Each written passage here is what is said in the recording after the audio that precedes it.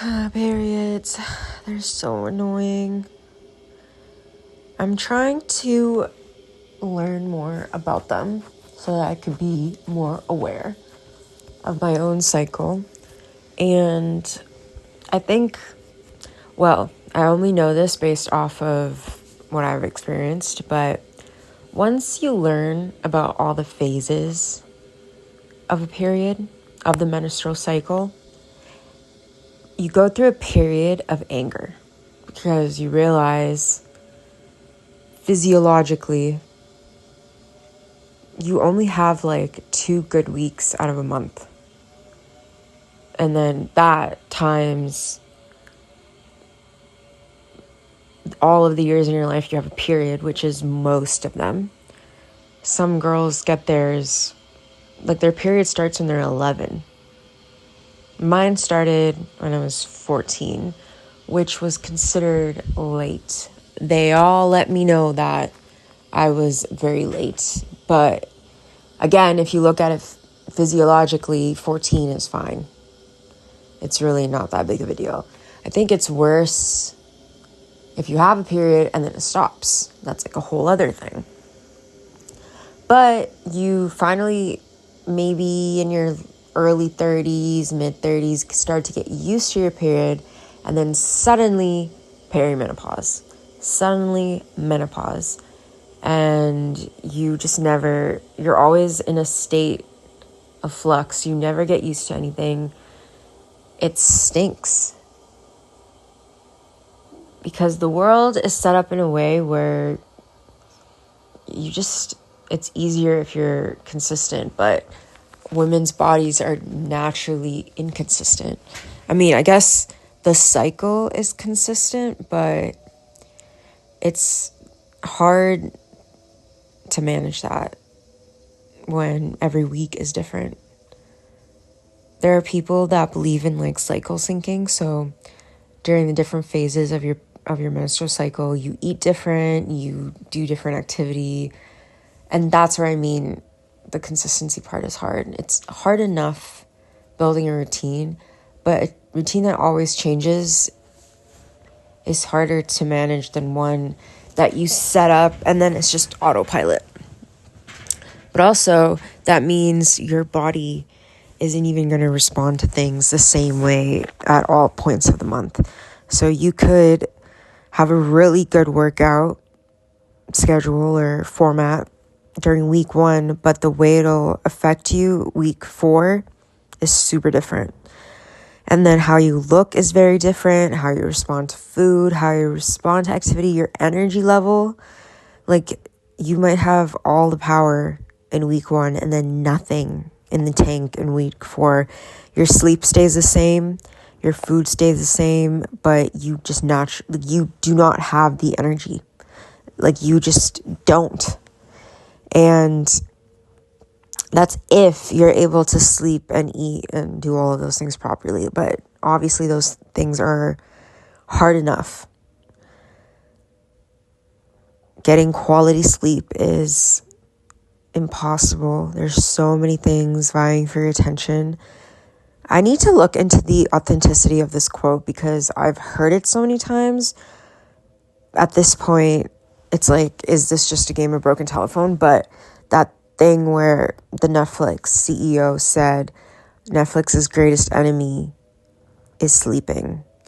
So literal apps and gadgets and society and capitalism is set up to keep you awake and just in a state of malaise.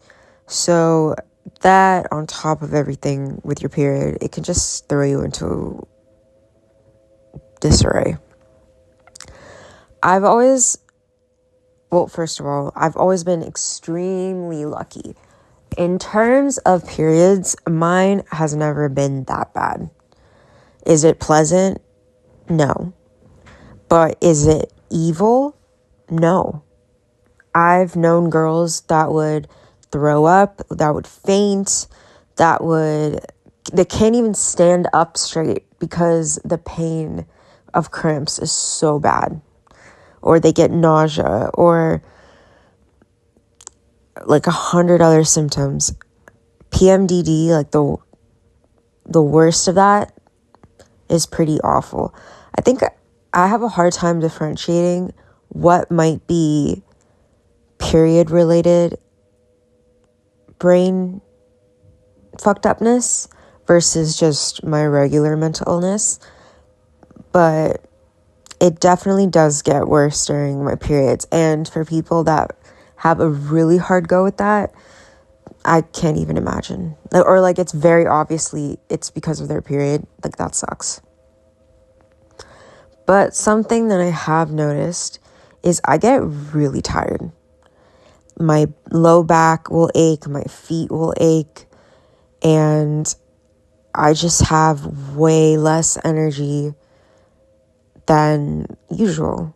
Like I'll go through days where I'm just go, and then I'll be doing the same thing and I have to use so much more of my willpower and motivation to like get through the same amount of tasks. I am someone who is known to overload their plate. That is for sure. However,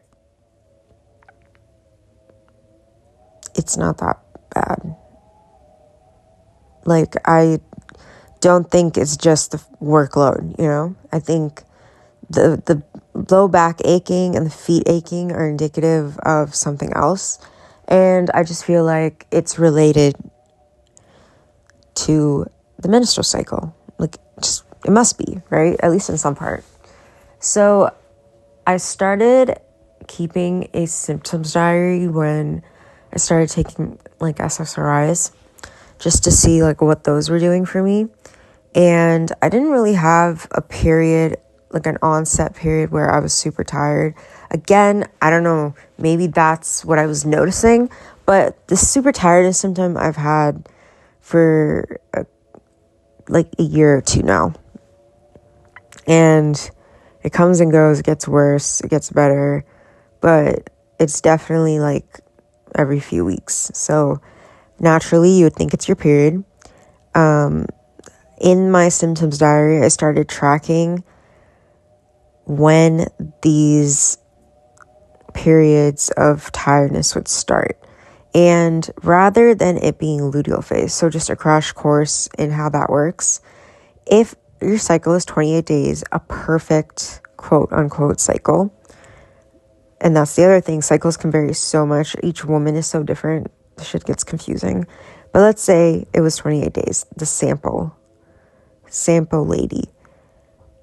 The first 14 days, if you simplify it, is your period. And then the 14th day would be ovulation.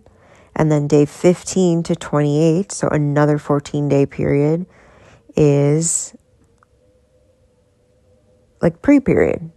So it's period and then your pre-period. Okay, that doesn't make a lot of sense.